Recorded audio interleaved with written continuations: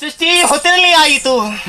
ಮುಂಭಾಗದಲ್ಲಿ ನಿಂತಿರುವಂತಹ ನೀವೇ ನನ್ನ ಜನ್ಮಕ್ಕೆ ಕಾರಣೀಕರ್ತರು ಅನ್ನುವುದನ್ನು ಅರ್ಥವಿಸಿಕೊಳ್ಳಬಲ್ಲೆ. ಯಾಕೆಂದ್ರೆ ಲೋಕಗಳಲ್ಲಿ ಸೃಷ್ಟಿಯ ನಿಯಮಗಳು ಬೇರೆ ಬೇರೆಯಾಗಿಯೇ ಇರ್ತದೆ. ಸಾಮಾನ್ಯವಾಗಿ ಹೇಳುವುದಾದರೆ ತಾಯಿಯ ಗರ್ಭದಲ್ಲಿ ಬೆಳೆದು ಆಮೇಲೆ ಈ ಭೂಮಿಯ ಬೆಳಕನ್ನು ಕಂಡು ಗುರುಮುಖೇನವಾಗಿ ಜ್ಞಾನವನ್ನು ಸಂಪಾದನೆ ಮಾಡಿಕೊಂಡು ಆಮೇಲೆ ಆ ಜ್ಞಾನಕ್ಕೆ ಸರಿಯಾಗಿ ಒಂದೊಂದು ಉದ್ಯೋಗವನ್ನು ಅವಲಂಬಿಸಿಕೊಂಡು ಬದುಕುವುದು ಅಂತ ಇರುತ್ತದೆ. ಆದರೆ ನನ್ನ ಸೃಷ್ಟಿ ಹಾಗಲ್ವಲ್ಲ. ಸೃಷ್ಟಿಯಲ್ಲಿ ವಿಚಿತ್ರತೆಯನ್ನೇ ಗುರುತಿಸಿಕೊಳ್ಳಬಹುದು. ಯಾಕೆಂದ್ರೆ ಹುಟ್ಟಿದ ಅಕ್ಷರದಲ್ಲಿ ಇಷ್ಟೆತ್ತರಕ್ಕೆ ನಾನು ಬೆಳೆದು ನಿಂತಿದ್ದೇನೆ. ನಿನಗೆ ಬಾಲ್ಯಾವಸ್ಥೆಯೇ ಇಲ್ಲ. ಹಾಗೆ ಯೌವನದಲ್ಲಿಯೇ ನಾನು ಜನನಕ್ಕೆ ಬಂದೆ ಅಂತ ಆದ ಮೇಲೆ ತಪ್ಪು ಯಾವುದು ಒಪ್ಪು ಯಾವುದು ಇದಿಷ್ಟನ್ನು ಅರ್ಥವಿಸಿಕೊಳ್ಳುವಂತಹ ಶಕ್ತಿ ಜ್ಞಾನವೂ ಕೂಡ ನನಗೆ ಪ್ರಾಪ್ತವಾಗಿದೆ ಅಂತಾದ್ರೆ ನನ್ನ ಹುಟ್ಟಿನಲ್ಲಿ ಏನೋ ಒಂದು ಗುಟ್ಟಿದೆ ಅಂತ ಆಯ್ತಲ್ಲ ಅಪ್ಪ. ನಿಮ್ಮಲ್ಲಿ ಕೇಳೋದು, ಗುರುತಿಸುವುದಕ್ಕೆ ಹೆಸರೇನು? ನನ್ನ ಸೃಷ್ಟಿ ಯಾಕಾಯಿತು? ಅಲ್ಲ, ಹೀಗಾಗುವುದಕ್ಕೆ ಕಾರಣ ಏನು ಅನ್ನುವಂತಹ ಒಂದು ರೀತಿಯ ಗೊಂದಲಕ್ಕೆ ಸಿಲುಕಿದವಳು ನಾನು.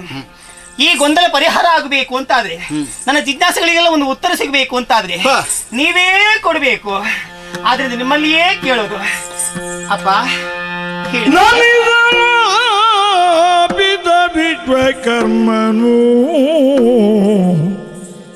ಅಮಿತ ಭಯ ಭಕ್ತಿಯೊಳು ಬಾಲೆಯು ಎರಗಲು ಕಂಡು ಮುದ್ದಿಸಿ ನುಡಿದನಾಕೆಯನಿ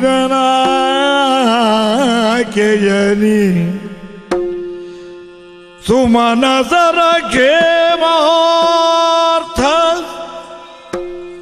ಸುಮನಸರ ಖೇಮಾರ್ಥ ಸೃಜಿಸಿದೆಯೇ ರಮಣಿ ಭುವನ ಶ್ರೀಯನ ಭುವನ ತ್ರಿಯದ ಚೆಲುವೆಯ ರಮಿತ ರೂಪ ಸಮಷ್ಟಿ ಎರಕಕ್ಕೆ ಅಮಿತ ರೂಪ ಸಮಷ್ಟಿ ಎರಕಕ್ಕೆ ನೀ ತಿಲೋತ್ತಮೆಯು